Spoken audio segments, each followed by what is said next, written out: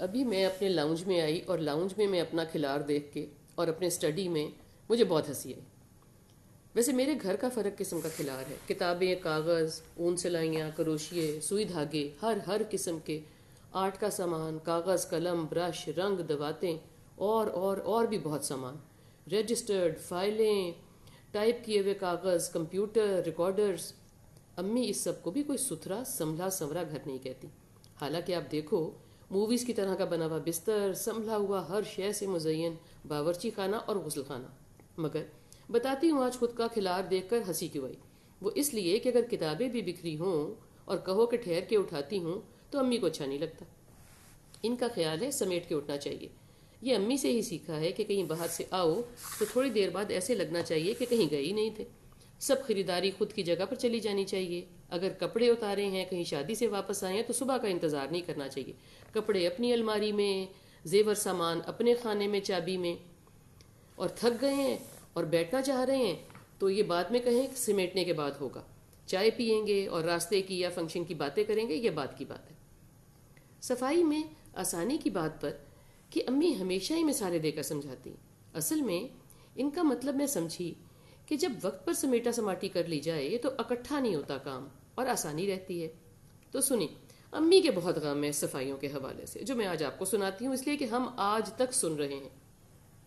ایک جوڑا جو کہ دونوں ہی ڈاکٹر ہیں، ان کے گھر کسی وجہ سے امی کو جانا پڑا، بہت ہی پریشان واپس آئیں، اور آج 39 سال بعد بھی یہاں سے شروع کرتی ہیں کہ اتنے پڑھے لکھے لوگ اور اتنے ملازم گھر میں، اور گھر کا حال دیکھو، جگہ جگہ جالے، جگہ جگہ مٹیاں، اور پردے بھی ادھڑے ہوئے اور لٹکے ہوئے۔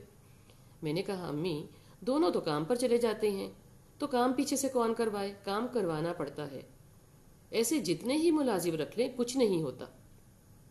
ایسی ہی ایک اور کہانی ہے۔ ایک کوئی بہت بڑے عہدے کے آفیسر ڈیڈی کے بہت عقیدت مند تھے، اور جب بھی ڈیڈی ملتان سے لاہور کا سفر کرتے، آتے اور جاتے ان کو ضرور مل کے آتے۔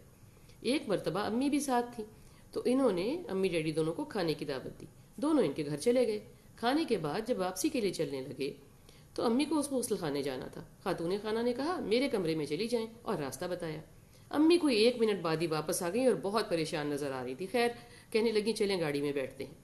گاڑی میں بیٹھ کے امی نے بتایا کہ کمرہ اور غسل خانہ اتنا غلیظ تھا کہ مجھے ابک آنے لگے، اور میں واپس آ گئی۔ غسل خانے میں ایک کونے میں تولیوں کے ڈھیر، اور ایک کونے میں کپڑوں کے ڈھیر، اور ایک کونے میں دروازے کے پیچھے خالی بوتلوں کے لفافے اور ان کے اوپر ٹوٹی ہوئی جوتیاں۔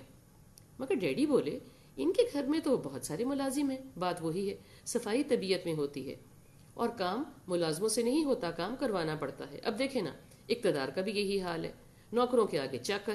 تو حال تو آپ نے دیکھ ہی لیا ہے، اور مستقبل تو آپ سوچ سکتے ہیں۔ اب یہ ہوا ملازموں کا اور مالکوں کا حال۔ اب آ جائیں پیارے امریکہ کی طرف۔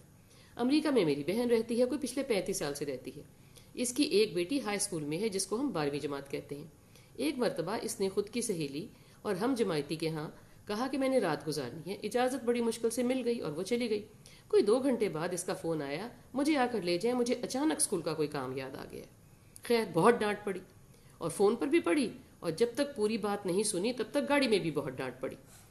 اب اس نے بعد میں بتایا کہ میں غسل خانے گئی تو اس میں اتنے کپڑوں کے ڈھیر تھے کہ میں حیران ہی رہ گئی۔ تو میں نے اپنی دوست سے پوچھا کہ ایسا کیا؟ تو اس کی سہیلی بولی کہ میں اور میرے بھائی ایسے ہی رہتے ہیں، ایسے ہی کپڑوں سے نکل جاتے ہیں، اور ایسے ہی بعد میں کپڑوں میں گھس جاتے ہیں اور پہن لیتے ہیں۔ یہ ہے ہمارے ستھرے امریکہ اور وہاں کے پلے ہوئے بچوں کا حال، اور ماں باپ کی نگرانی، جس کے ہم یہاں گن گاتے گاتے تھکتے نہیں۔ میں کہنا یہ چاہ رہی ہوں، کسی بات کا بھی کسی بات سے کوئی واسطہ نہیں۔ پڑھا لکھا، سخت قسم کا، بدبودار اور بے ترتیب زندگی کا مالک ہو سکتا ہے۔ روشن خیال ناخواندہ بھی ہو سکتا ہے، ناخواندہ بہت نفیس ہو سکتا ہے۔ گردان لمبی ہو جائے گی یہاں تو۔